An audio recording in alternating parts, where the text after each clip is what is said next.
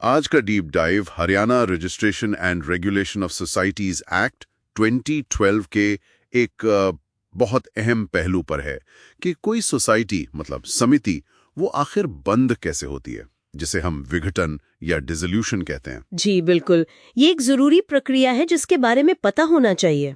हाँ, तो हम ये समझने की कोशिश करेंगे कि मतलब सदस्य खुद कैसे इसे भंग कर सकते हैं या फिर कब रजिस्ट्रार इसमें दखल दे सकता है।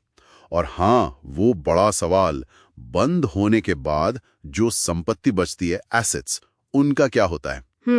हमारी जानकारी का आधार है एक्ट के सेक्शन 62, 63 और 64।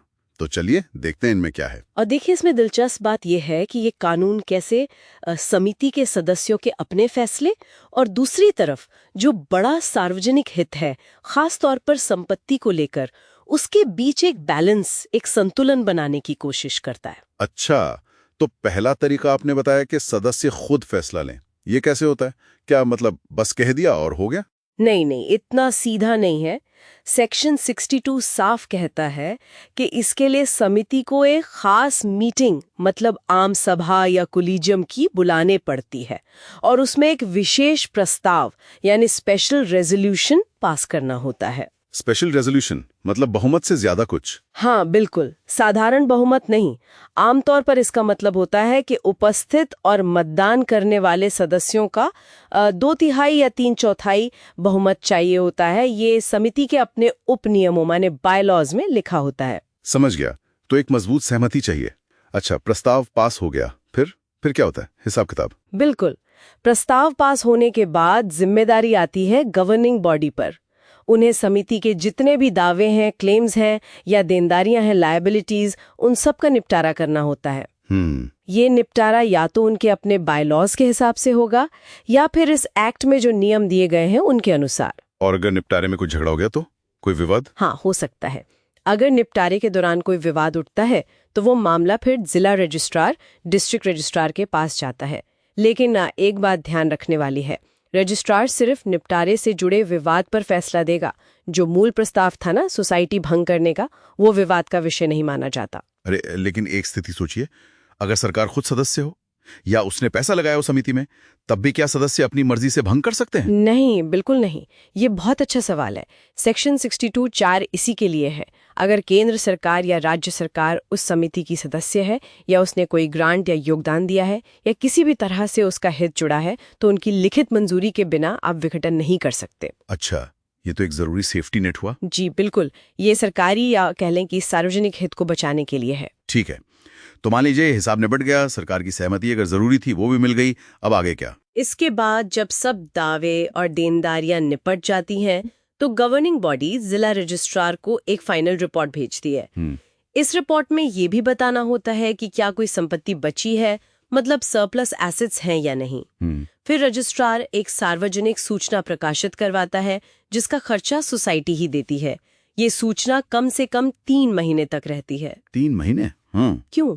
ताकि अगर कोई लेनदार बचा हो या कोई और व्यक्ति जिसका कोई हित हो और उसे कोई आपत्ति हो, तो वो सामने आकर अपनी बात रख सके। अच्छा, टाइम दिया जाता है आपत्तियों के लिए। और अगर कोई आपत्ति नहीं आई तो? हाँ। अगर उस तय समय में कोई आपत्ति नहीं आती और जो भी बची हुई संपत्ति थी उसका निपटारा भी एक्ट के प्रावधानों के हिसाब से हो गया, तब सब ठीक है। तब जिला रजिस्ट्रार विघटन की पुष्टि का एक आदेश, कन्फर्मेशन ऑर्डर जारी करता है। और बस सोसाइटी बंद? जी, उस आदेश के बाद समिति कानूनी तौर पर भंग मान ली जाती है और उसका नाम रजिस्टर से हटा दिया जाता है। तो ये तो हुआ जब सदस्य खुद पहल करें। लेकिन आपने शुरू में कहा था कि रजिस्ट्रार भी है। हाँ बिल्कुल, सेक्शन 63 रजिस्ट्रार को भी ये अधिकार देता है। ऐसा तब हो सकता है जब मान लीजिए किसी समिति का रजिस्ट्रेशन ही कैंसिल कर दिया गया हो, सेक्शन 57 के तहत। रजिस्ट्रेशन कैंसिल क्यों होता है ऐसा? कई कारण हो सकते हैं। शायद समिति गैरकानूनी काम कर रही थी या अपने ऑब्जेक्टिव से भटक गई थी या फिर लगातार नियमों का पालन नहीं कर रही थी या फिर सरकार खुद विघटन का फैसला ले सकती है। ऐसे मामलों में रजिस्ट्रार जनरल या रजिस्ट्रार खुद विघटन का आदेश दे सकते हैं। और फिर प्रक्रिया कौन चलाता है? उस स्थिति में रजिस्ट्रार का ऑफिस ही परिसमापन मतलब वाइंडिंग अप की प्रक्रिया का प्रबंधन करता है। वो सारे मामले निपटाते हैं। अब आते हैं उस सबसे अहम सवाल पर। सारी देनदारियां चुका दी, सब हिसाब हो गया, फिर भी अगर कुछ पैसा या संपत्ति बच गई सोसाइटी के पास, तो उसका क्या वो सदस्यों में बच जाती है? नहीं, बिल्कुल नहीं।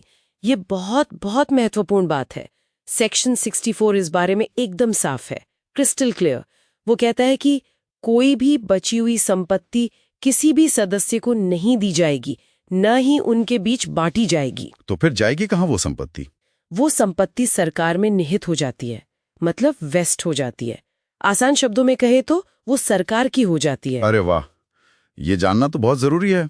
मतलब सोसाइटी बनाने वालों को या सदस्यों को भंग होने पर कोई पर्सनल गेन नहीं हो सकता। बिल्कुल।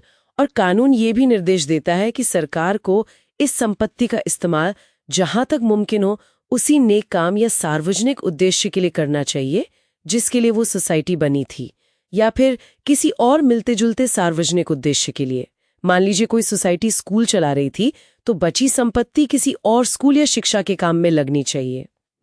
ये तो अच्छी बात है। हाँ, ये सिद्धांत ये पक्का करता है कि जो नॉन प्रॉफिट संस्थाएं हैं उनकी संपत्ति वापस समुदाय के भले के लिए ही इस्तेमाल हो, ना कि किसी के निजी फायदे के लिए। तो अगर हम संक्षेप में देखें, हरियाणा में किसी सोसाइटी को बंद करने के दो मुख्य तरीके हैं जी। या तो सदस्य खुद एक विशेष प्रस्ताव पास करके फैसला ले, या फिर रजिस्ट्रार किन्हीं खास परिस्थितियों में आदेश थे। जी, और दोनों ही सूरतों में देनदारियों का निपटारा तो करना ही है। अगर सदस्य खुद कर रहे हैं तो सार्वजनिक सूचना भी देनी होगी, और आखिर में रजिस्ट्रार की पुष्टि जरूरी है। सही। और सबसे बड़ा सबक, जैसा हमने कहा, बची हुई संपत्ति सदस्यों को नहीं, सरकार को मिलती है, और उसे सार्वजनिक हित में ही इस्तेमाल करना होता है। ये नॉन प्रॉफिट सेक्टर की जो मूल भावना है उसे बचाता है। बिल्कुल। तो जाते जाते एक सवाल मन में आता है सोचने के लिए। ये जो पूरी प्रक्रिया है, ये सदस्यों को अपनी संस्था बंद करने की आज़ादी देती है, लेकिन साथ ही सरकार को ये जिम्मेदारी भी देती है कि संपत्ति का गलत इस्तेमाल ना हो। तो ये जो संतुलन साधने की कोशिश है सदस्य की स्वायत्ता और राज्य की निगरानी के बीच, क्या ये हमेशा कारगर रहता होगा या इसमें भी कुछ चुनौतियां आती होंगी? इस पर शायद और सोचा जा सकता है। हाँ, ये वाकई एक विचारणीय बिंदु है।